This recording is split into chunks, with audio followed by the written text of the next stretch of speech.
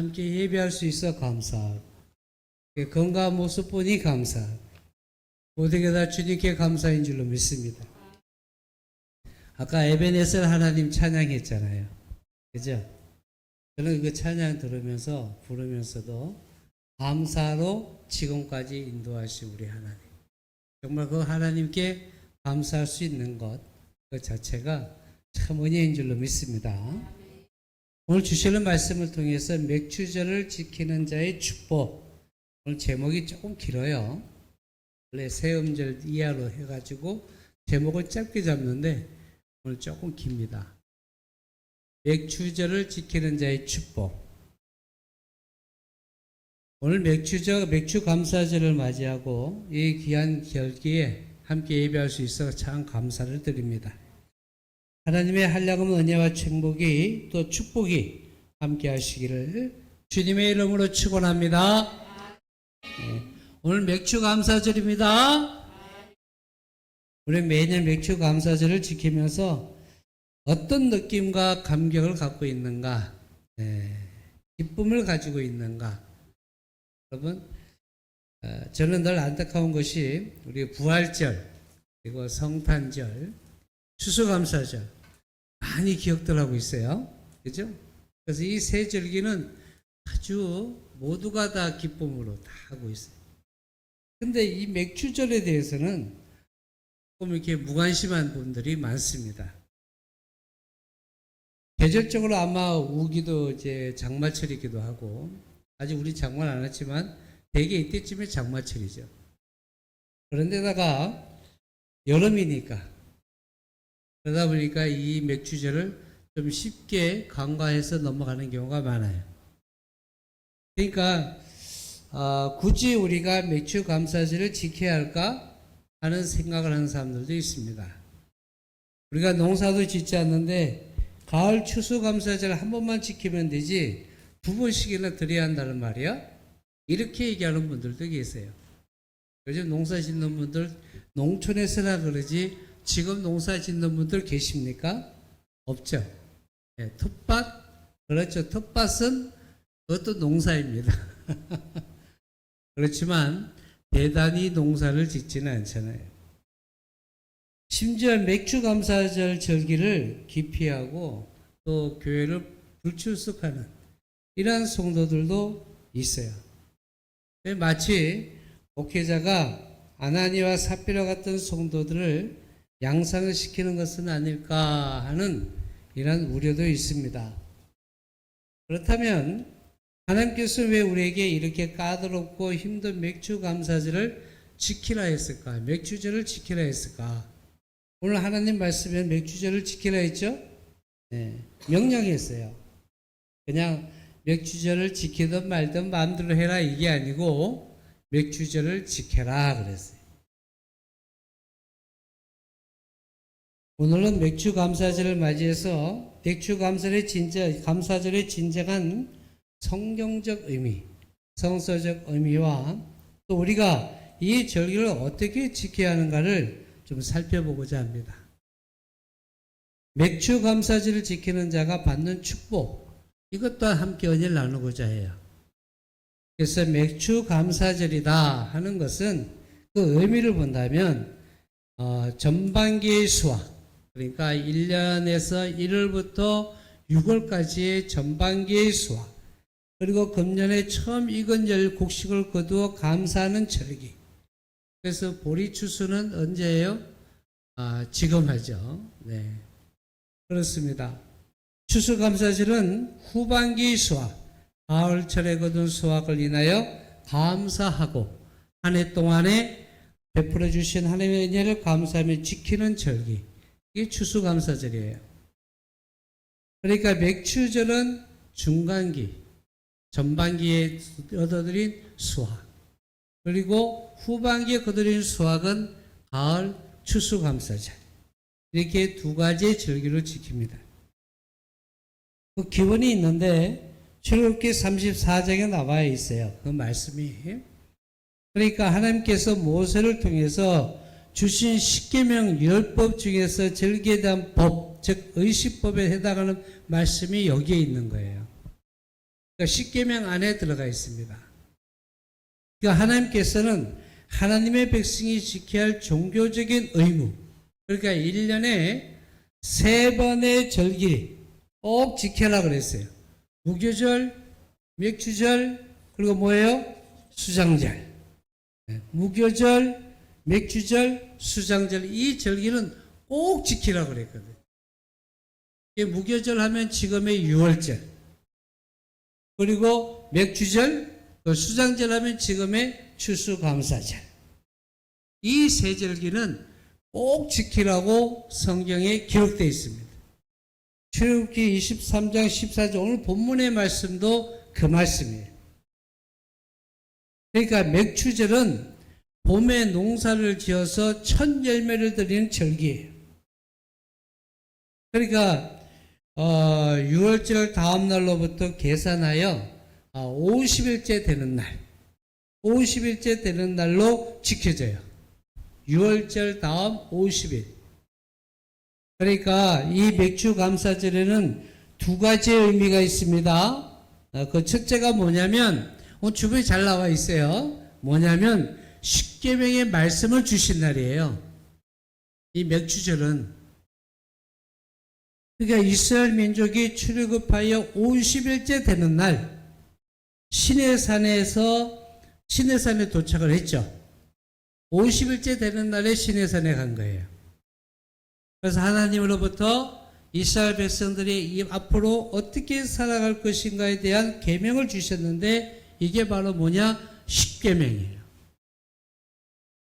그러므로 이 맥주감사절은 하나님이 십계명을 통해 이스라엘 백성들이 선민으로서, 하나님 백성으로서 하나님의 은혜 안에 살아가는 방법을 가르쳐 주신 축복의 날, 이 날이 바로 맥주절이에요. 그래서 이 유대인들, 그러니까 이스라엘 백성들에게 이 절기를 지키라고 강조를 했어요. 십계명 받은 날이에요. 야, 맥주절이 뭐야? 십계명 받은 날이야. 기억하세요? 이런 건 공부예요, 공부. 설교, 진짜 설교는 뒤에 가서 어떤 자들이 축복받느냐, 이거 축복. 그 축복이 뭐냐? 이 축복에 대한 것이 진짜 설교죠. 이 앞에는 뭐예요? 공부하는 거예요. 아이고, 목사님, 공부란 말자도 기억자만 들으면 이제 졸리기 시작하는 거예요. 이야, 자는 사람도 있네, 벌써. 두 번째 의미는 뭐냐? 신약의 핵심인 오순절 성령 강림이 임한 날이 바로 이 날이에요. 맥주절입니다. 신약 시대에 와서 이 날은 성령 강림절인 오순절 날이 되었어요. 이 맥주절이 예수님의 12제자와 120명의 문도가, 성도들이 모여서 예수님께서 부활하신 후 승천하실 때 제자들에게 분부하신 대로 마가의 다락방에서 뭐 했어요? 기도했어요.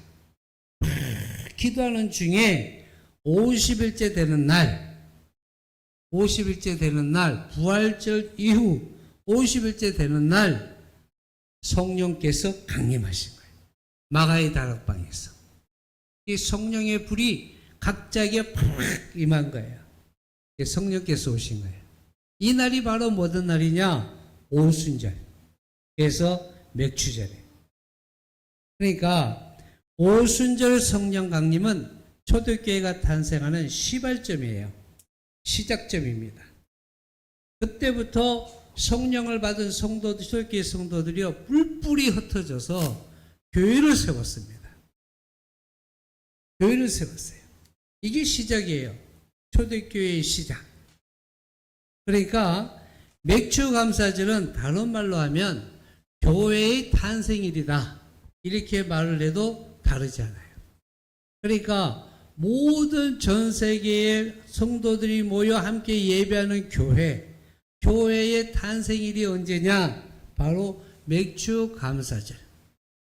그럼 이 맥주절을 가볍게 여겨야 되나요? 굉장히 귀한 것이죠. 여러분, 이 의미를 알아야 맥주 감사제를 우리가 귀하게 여겼습니다.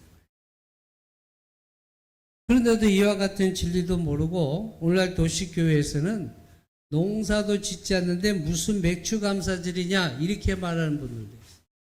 그래가지고 도시교회나 농촌교회를 막론하고 모두가 이 맥주절은 하나님께서 십계명을 주셔서 하나님 백성들로 참도를 지킴으로 복을 받게 하신 날임에도 불구하고 오순절 성장 강림의 역사로 예수 그리스도의 몸된 교회가 탄생하여 이렇게 우리가 늘 찬양 교회에 늘 기쁨이 넘치는 교회의 공동체가 한 마음으로 주님을 찬양하도록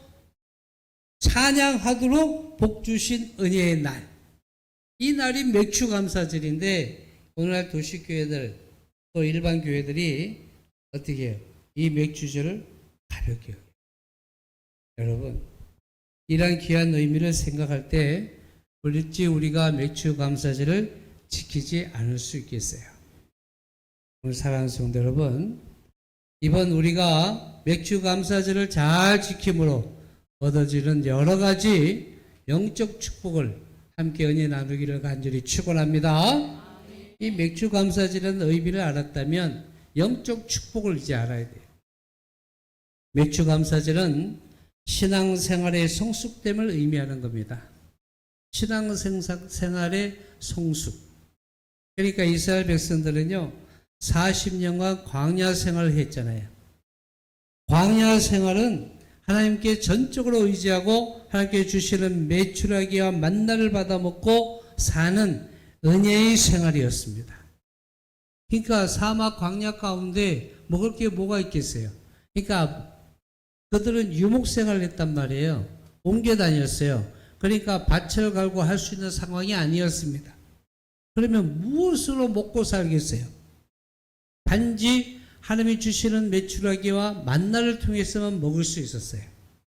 그러니까 하나님의 은혜를 가장 많이 느낀 시대가 언제냐? 때가 언제냐? 이 40년 광야 생활 때. 그러니까 전적으로 하나님께 맡기는 생활. 오늘 우리는 광야 생활을 하고 있는 거예요. 그렇다면 우리는 전적으로 하나님께 맡기는 생활, 은혜 안에 사는 생활 되어야 될 줄로 믿습니다. 그러니까 어린아이들이 부모나 어른들이 해주는 것을 받아먹고 사는 것과 똑같은 거예요. 그런 시기.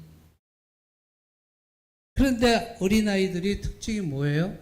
부모님으로부터 모든 것을 공급받아 살아감에도 불구하고 주는 대로 먹잖아요. 그럼에도 불구하고 부모의 은혜를 알지 못해요. 특성이 그렇다. 아이들에게 너 엄마, 할머니의 은혜를 아니? 라고 물어봐. 몰라. 한 끼만 안 먹여봐. 왜 밥 안 줘? 이러지. 덤벼요? 조금 머리 커봐요? 이제 덤빈다니까. 어린아이들은 몰라요. 특성상 그래. 그러니까 감사하지 않아요. 마치 오늘의 교인들이요 하나님으로부터 구원을 받고 제사함 받고 은혜 받고 축복 받고 살면서도 하나님께 감사할 줄 모르는 것과 똑같은 거예요. 여러분 이걸 비유하기 위해서는 봉사나 헌신 충성도 할 줄 모르는 사람 같은 거예요.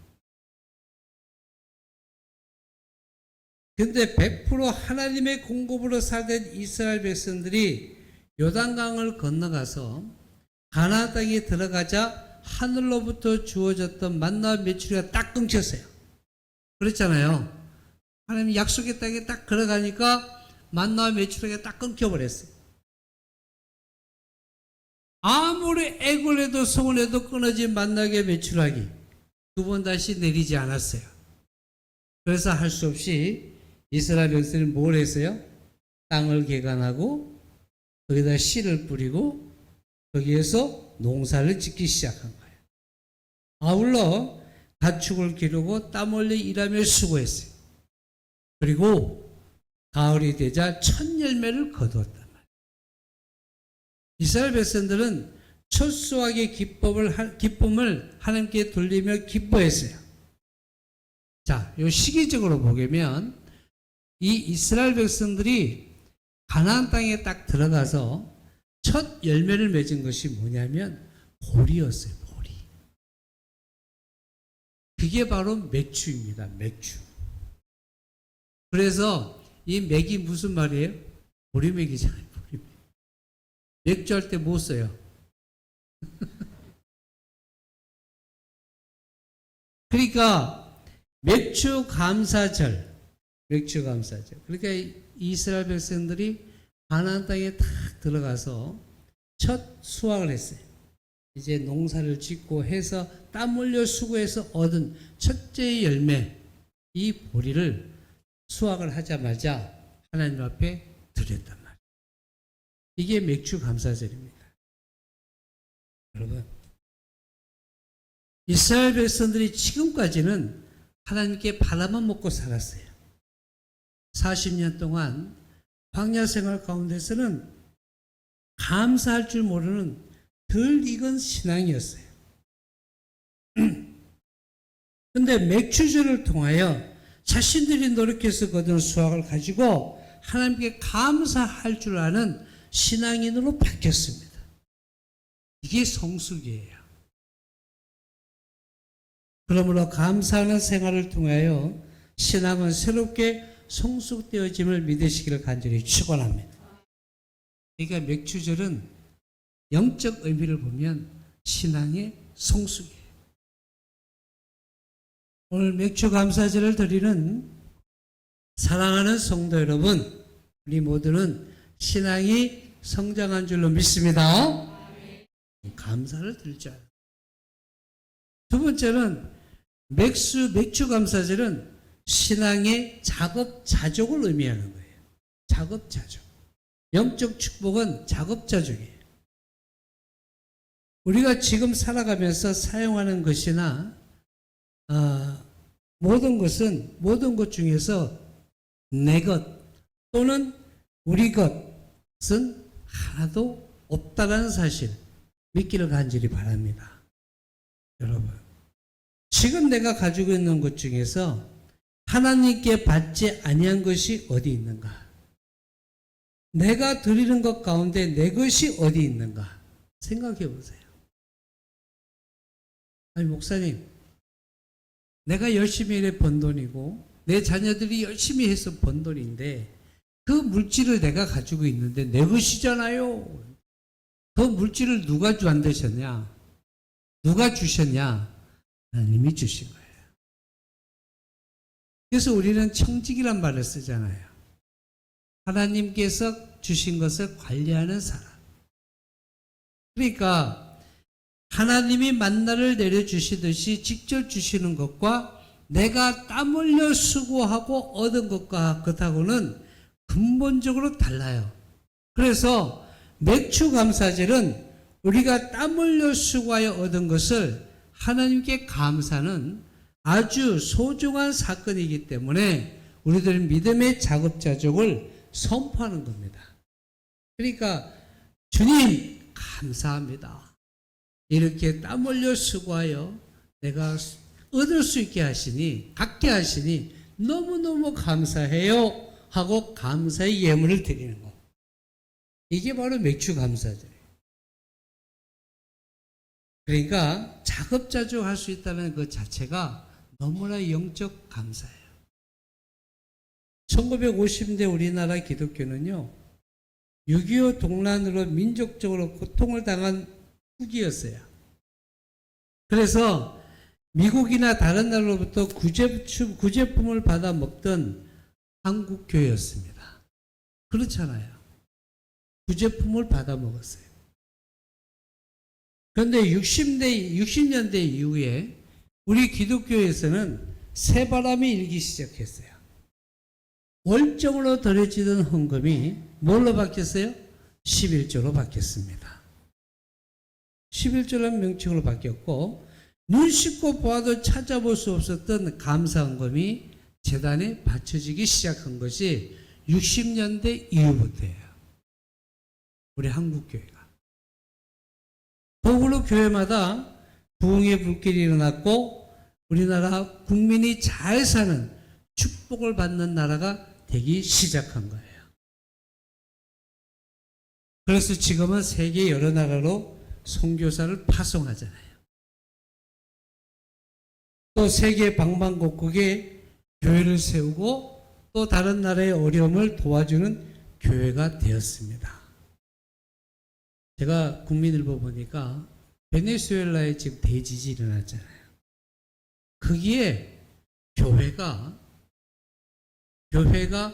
도움의 터전으로 바뀌었다는 거예요. 그래서 한국교회, 한국의 선교사들이 그곳에 교회를 세웠는데 다행히 교회들은 그 지진에 큰 영향을 받지 않았대요. 그곳에서 지진의 피해를 입은 자들이 이재민들이죠. 그들을 수용하여 먹이고 입히고 재우고 있다. 그래서 그쪽으로 향하여 선교의 구호의 물품이 가고 있습니다. 저는 교회가 이렇게 자급자족할 수 있고 이렇게 이제 나눠줄 수 있는 교회가 됐다는 것, 또 한국교회가 이렇게 성장했다는 것은 하나님의 은혜다. 이것이 바로 맥주 감사의 축복입니다. 여러분, 이제 우리는요, 광야 생활을 청산해야 돼요. 맨날 받아먹던 세월은 지나가야 합니다. 이제 우리는 나눠주는 자들이 돼야 돼요. 하나님만 의지하며 살던 생활이 자급자족의 생활로 변화가 돼야 된다는 거예요. 열심히 살아야 합니다. 여러분, 하나님 앞에 간절히 구하는 것을 구하죠. 그냥 달라고만 하고 입만 벌리고 있는 것이 아니라 자급자족할 수 있는 저와 여러분의 믿음의 사람들이 되어야 될 줄로 믿습니다. 신앙생활은 남의 것 가지고 하는 것이 아니에요. 빌려서 쓸 수가 없는 것이 신앙생활이에요. 그렇기 때문에 빌려온 도끼로 나무를 자를 수가 없어요. 왜? 도끼다리 빠져나가 물에 빠지니까. 이 말이 무슨 말이에요? 그러니까 남의 도끼를 빌려서 나무를 자를 때는요, 그 도끼가 이빨이 나갈까봐 겁이 나서 못 쥐어요. 하지만 내 도끼는 어때요? 과감하게 찌르잖아요. 그럴 때 나무가 넘어져요. 여러분, 신앙은 얻었다는 것이 아니에요. 자기의 믿음을 가지고 자기가 구원받고 자기의 신앙 가지고 자기가 축복받는 게 신앙생활이에요. 여러분 스스로 축복받는 거예요. 신앙은 반드시 자급자족이 이루어져야 합니다. 그래도 참여하지 않는 사람은 양심의 화해를 맞아서 감각이 없는 사람이에요. 우리는 평생 얻어만 먹고 사는 존재가 이제는 벗어나서 더 나아가 하나님의 진노가 임하기 전에 더 주님 앞에 나아갈 수 있는 저와 여러분이 되시기를 간절히 축원합니다. 계시록 3장 3절에 보니까 그러므로 내가 어떻게 받았으며 어떻게 들었는지 생각하고 지켜 회개하라. 만일 일깨지 아니하면 내가 도둑같이 이르니 어느 때 내게 이르는지 내가 알지 못하리라. 예. 맥주감사절은 하나님의 말씀을 지키는지 안 지키는지를 시험하는 것입니다. 하나님은 광야에서 이스라엘 민족에게 율법을 주셨어요. 하나님의 말씀과 계명은 듣기만 하라고 주신 것이 아니잖아요. 듣고 행하라고 주신 것입니다. 그래서 신명기 28장 1절에 보니까 우리 다 같이 한번 읽어볼까요? 시작. 내 하나님 여호와의 말씀을 삼가두고 오늘 내게 명령하는 그의 모든 명령 내 하나님 여호와께서 너를 세계 모든 민족 뛰어나게 하실 것이라. 아멘. 그러므로 맥추절을 지키라고 한 것은 하나님 말씀을 지키는지 안 지키는지, 순종하는지 불순종하는지를 시험하신 하나님의 시금석이에요. 그러니까 우리들의 신앙이 성장하면 하나님께서 시험하십니다. 시험의 때가 있어요. 그러니까 신앙이 어린 사람에게는 시험이 없지만 신앙이 크면 클수록 시험이 따르고 시련과 모험이 따른다는 사실.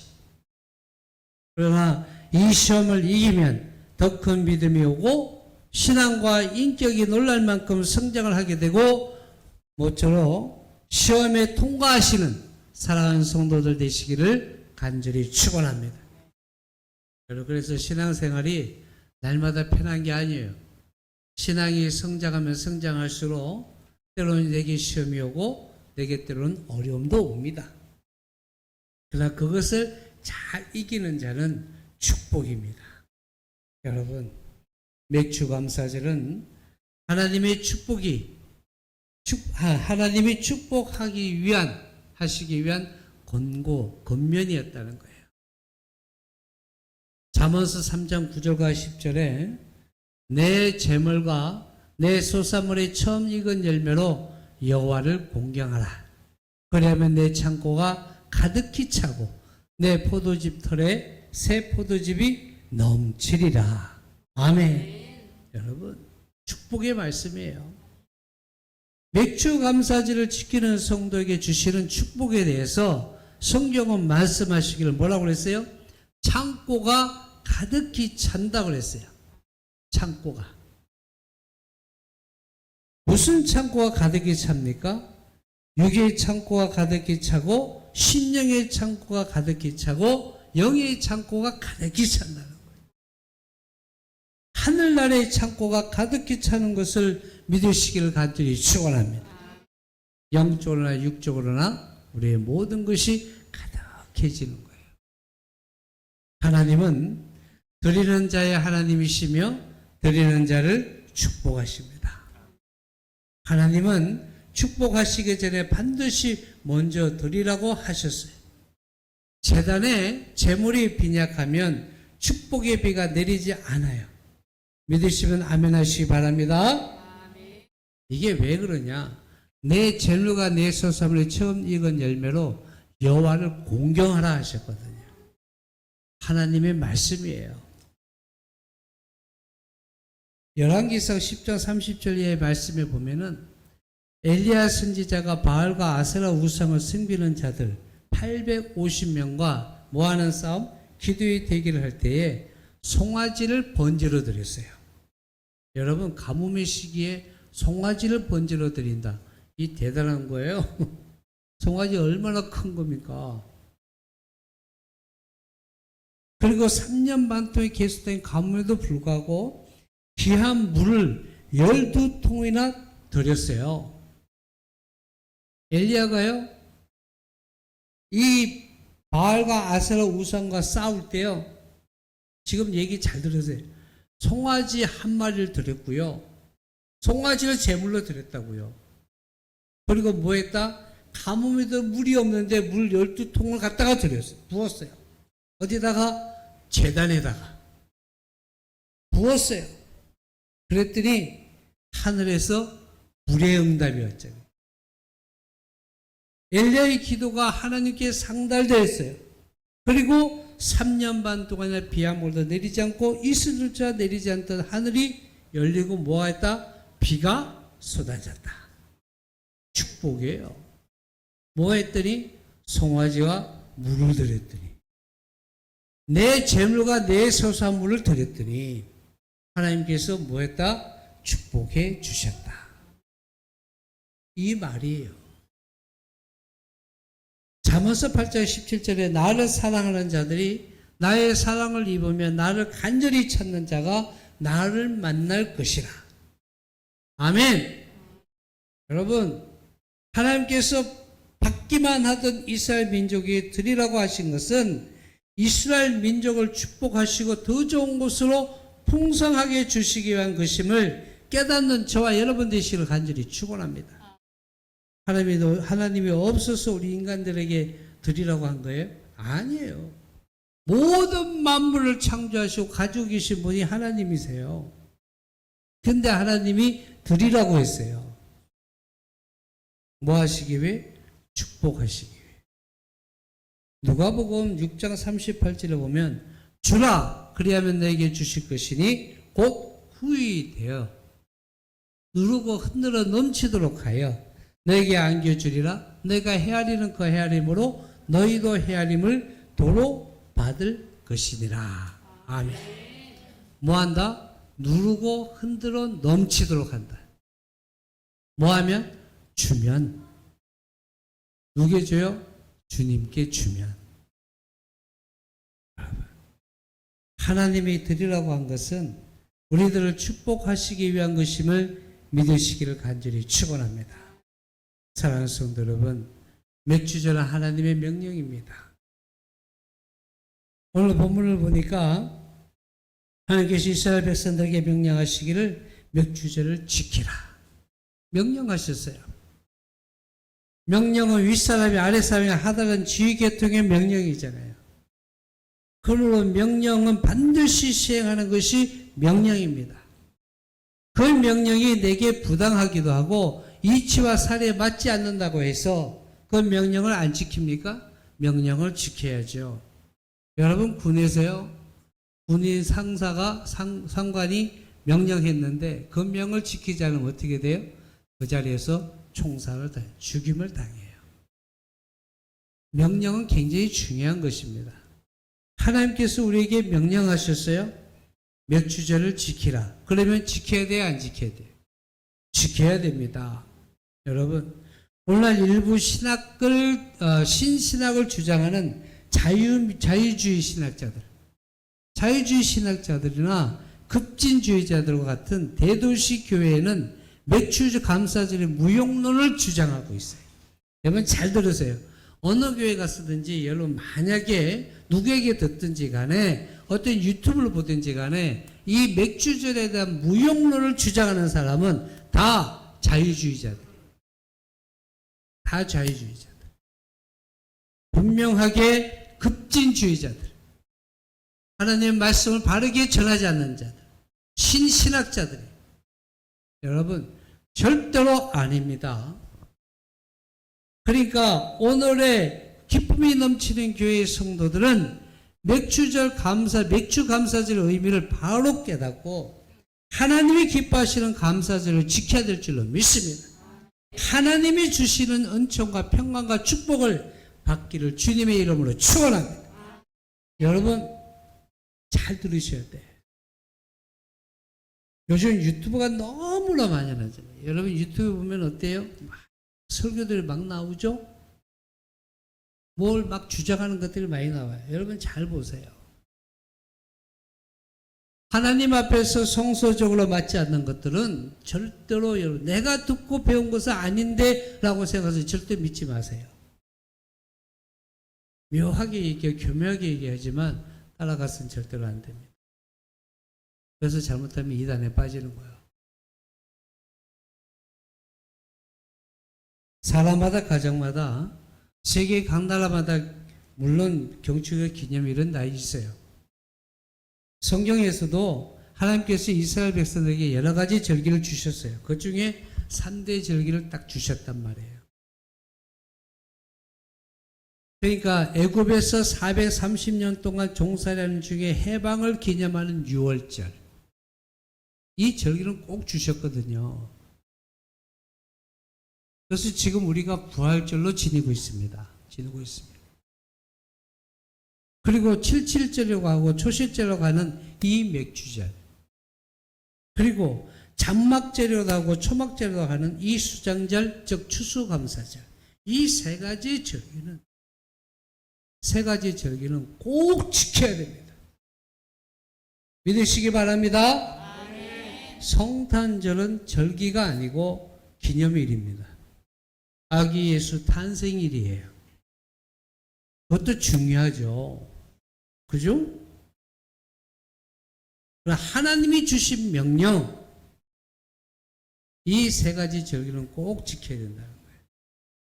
맥주절은 6월절 지내고 7주 곧 49일 지낸 다음 날 50일째 되는 날. 그래서 출애굽기 34장 20절 말씀에는 7.7절이라도 하며 특별히 당년에 처음 익은 곡식과 열매를 추수하여 하나님께 드리는 절기라 해서 초실절. 그래서 통상 맥주절로 부르고 있는 거예요. 그러니까 이 성경에 나오는 이 단어들을, 이 절기를 잘 들으시면 똑같은 말이에요. 7.7절, 초실절 다 맥주절을 얘기해요. 그래서 우리는 맥주절을 잘 지켜야 될 줄로 믿습니다. 오늘 설교를 조금 길게 준비했어요. 저는 이것도 매 절기마다 잘 알아야 되잖아요. 그죠? 그냥 축복만 얘기하고 가면, 축복만 설교하면 축복이구나, 맥주절이구나 끝나잖아요. 그죠? 이제 의미를 알면, 야, 그렇구나. 내 지켜야 되는구나. 이걸 이제 알겠죠? 그렇다고 한 명 한 명 앉혀놓고 성경 공부할 수도 없잖아. 여러분은 다 졸잖아. 그죠? 공부하기 싫잖아. 교육부는 오늘부터 공부합니다. 기독교 칠영리에 대해서 공부할 거예요. 칠영리는 제가 신학을 할 때 배웠던 것들이에요. 이게 굉장히 중요합니다. 기독교에서 가져야 될 기독교론, 또 모든 종교론부터 시작해서 종말론까지 다 가는 거예요. 이걸 이제 공부할 거예요. 여러분 주보에 보면 있습니다. 제가 올려놨어요. 요약해서. 그러니까 매주 여러분 읽어보시기 바랍니다. 요약해서 올려놨어요. 첫 열매는 하나님의 것임을 깨닫는 절기로 지켜야 될 줄로 믿습니다. 그래서 출애굽기 13장 2절 말씀에 이스라엘 자손 중에서 우리 다 같이 한번 읽어볼까요? 시작. 이스라엘 자손 중에서 사람이나 짐승을 막론하고 흩어서 사업난 모든 다 그렇게 구별하여 내게 돌리라. 이는 내 것이니라 하시니라. 아멘. 잠언서 3장 9절과 10절의 말씀 여러분 보면 내 재물과 내 수산물의 처음 익은 열매로 여호와를 공경하라. 그러면 내 창고 가득히 차고 내 집틀에 새 포도즙이 넘치리라. 여러분 우리들이 가지고 있는 모든 소유물이나 시간과 삶 전체도 다 처음 것이.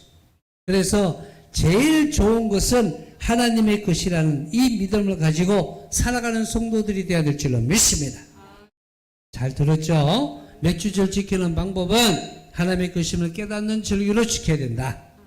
두 번째는 감사함으로 드려야 돼. 요약해서 말씀하는 주보에 다 있어요. 하나님께서 드리는 것 중에 감사함이 따르지 않는다면 그 어떤 것을 하나님께 드린다 해도 하나님께 기뻐하지 않아요. 성경에 보면 이사야서 1장 11절과 13절 말씀 같이 한번 읽어볼까요?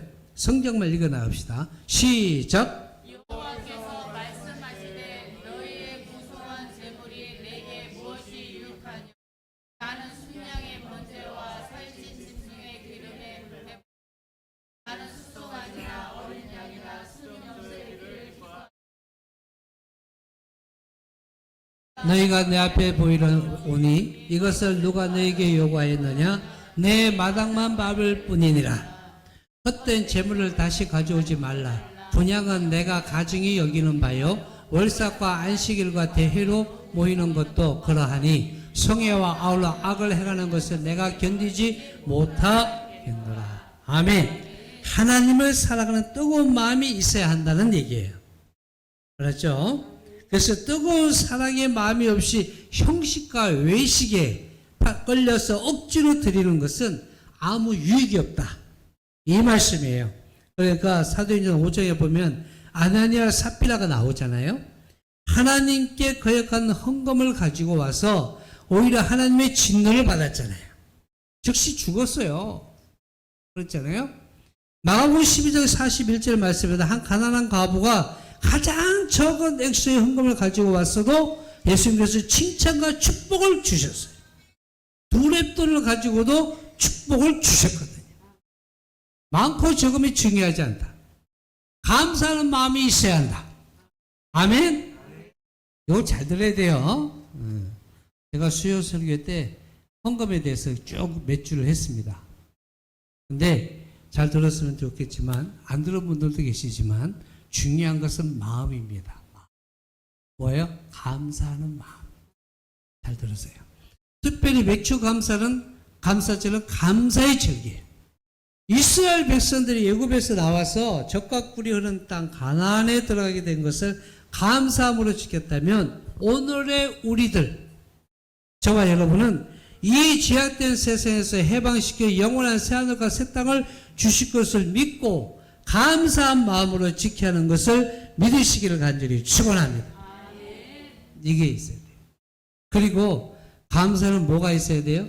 희생이 있어야 합니다. 세 번째 그거예요. 왜 예수님은 부자들이 많이 드는 것보다 가난한 과부가 드린 엽전 두 입, 그 두 입을 드린 것을 칭찬했을까? 그 이유는 바로 희생이 있었기 때문에. 희생이 있었기 때문에 칭찬하신 거예요. 가난한 과부는 두 랩돈이 뭐예요? 생활비 전부였습니다. 그것 드리고 나면 지금부터 굶어야 될 처지예요. 과부가 두 랩돈을 헌금한 것은 액수는 가장 적은 것이지만 정신적으로는 가장 큰 헌금이었어요. 마음으로. 그러니까 주님께서는 그 여인이 드린 것을 보고 기뻐하신 거예요. 그러니까 여인이 드린 그 헌금은 헌금이 아니라 마음, 중심, 희생으로 한 거예요. 이게 다른 겁니다. 사랑하는 성도 여러분, 많은 것 중에서 절반 드리는 것보다 적은 것 중에서 전부를 드리는 것이 희생이잖아요. 열왕기상 18장에 살았다 과부도요, 물 한 컵 밀가루 조금 기름 몇 방울 남은 것을 모두 누구에게 줬어요? 엘리야 선지자를 위해 드렸어요. 그랬더니 하나님으로부터 큰 축복을 받았습니다. 여러분, 우리는 여기서 꼭 명심해야 될 게 있어요. 과부의 엽전 두 입에 헌금을 악용해서는 절대로 안 돼요. 주님께서 그 두 랩돈을 받고 칭찬하셨는데 나도 이제 쌈짓돈 꺼내서 헌금해야지. 이러면 돼요, 안 돼요? 안 돼요. 그 마음을 누가 알아요? 주님이 아셔요. 여러분, 할 수 있는데도 안 하는 것은 죄악이에요. 하나님은 액수를 보시지 않고 중심을 보신다고 분명히 말씀하셨어요. 자기를 스스로 합리화에 적게 하려고 하는 것은 잘못된 성도고 잘못된 교인이에요. 감사에는요, 믿음과 모험이 있어야 될 줄로 믿습니다. 하나님 믿음대로 이루어 주십니다. 믿음이라는 것은 모험을 동반해요. 이럴까 저럴까 하고 망설여질 때 모험을 해야 돼요. 모험. 큰 믿음이 있을 때 큰 믿음이 바탕이 되어서 큰 역사가 일어나는 거예요. 큰 믿음은 모험에서 시작이 되는 거잖아요. 성경이 기록된 수많은 믿음의 사람들 보면 다 모험자들이에요. 모험자들. 모세도 그랬잖아요. 모세도. 여러분, 바울에게 가면 당장 죽어요. 잡혀 죽잖아요. 그래도 애굽으로 돌아갔어요. 모험이에요. 여러분, 다윗도 마찬가지예요. 솔로몬도 마찬가지입니다. 그리고 신약의 바울도 베드로도 다 모험적인 믿음을 가졌어요. 여러분, 열대를 앓은 혈류병 앓던 여인도요, 모험했어요. 예수님의 옷자락만 만지면 나는 낫겠다는 그 믿음, 모험했습니다. 다가갔더니요, 어떻게 됐어요? 깨끗이 나았잖아요. 키 작은 삭개오가 예수님을 보겠다고 거리로 뛰쳐나간 것이 얼마나 무모한 짓이에요. 세리장이잖아요. 절대로 가까이 못 가요. 그러니까 어떻게? 뽕나무 위에 올라가가지고 주님을 바라봤죠. 모험했어요, 모험. 그랬더니 그가 주님의 제자가 된 거예요. 중풍병자를 메고 지붕 위로 올라가서 지붕을 뜯고 예수님 앞으로 중풍병자를 날아내리는 네 사람의 믿음이 얼마나 모험적이었어요. 예수님도 감복하셔서 저희 믿음을 보시고 중풍병자에 이르시되 소자야 내 죄사함을 받았느니라 하니까 일어나 걸었습니다. 여리고의 소경 바디메오도 모험적인 신앙이었어요. 모험적인 믿음을 가지고 결단하여 나아갈 때 하나님은 믿음대로 이루어주시는 것을 믿으시는 저와 여러분 되시기를 간절히 축원합니다. 믿음은 모험이에요. 마지막으로 하나님은 절기를 지키는 자에게 축복을 약속하셨습니다. 하나님은 절기를 감사함으로 지키는 자들에게 영원한 하나님 나라의 새하늘과 새 땅뿐만이 아니라 이 땅에서도 영육의 모든 평강의 복을 주신다고 약속하셨어요. 그것이 출애굽기 34장 24절 말씀. 34장 24절 다 같이 한번 읽어봅니다. 시작! 내가 이방 나라들을 내 앞에서 쫓아내고 내게 지정을 넓히리니 내가 매년 세 번씩 여호와 내 하나님을 뵈려고 아무도 내 땅을 탐내지 못하리라. 아멘. 여러분, 주님 앞에 오는 모든 장정들이 다 남자들이 오면요, 그 땅은 비어 있잖아. 그 땅을 누가 지키겠다고? 주님이 지켜주시겠다고. 하나님이 지키겠다는 거예요. 네가 내게 와서 예배하는 그 순간 내게 있는 모든 산업과 모든 가정과 모든 것은 내가 너를 지켜주겠다. 이 축복이에요. 잠언서 3장 10절에 보니까 시작!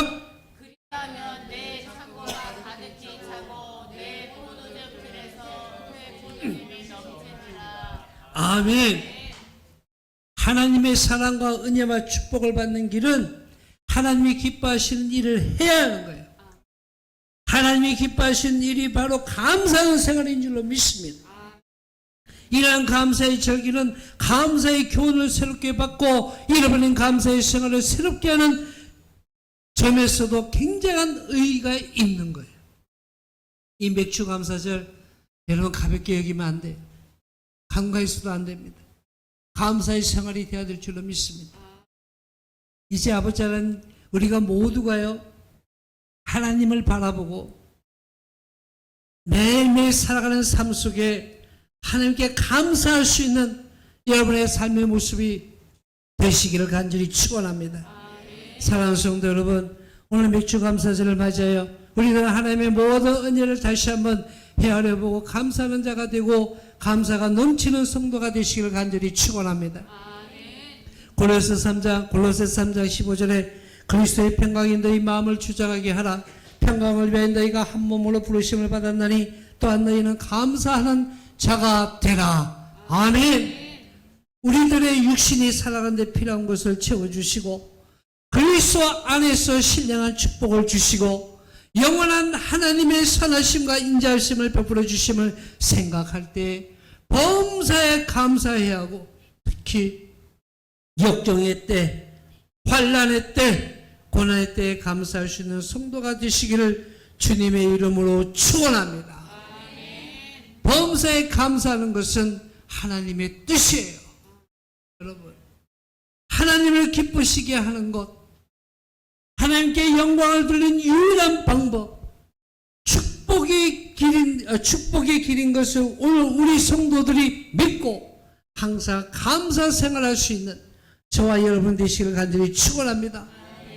그래서 우리는요, 주님 뜻대로 행하고 하나님의 약속하신 하늘의 신령한 복과 이 땅의 기름진 복, 신상의 건강의 복, 자손 천대까지 받아 누리는 성도가 되시기를 주님의 이름으로 축원합니다. 축원합니다. 우리 함께 기도합니다.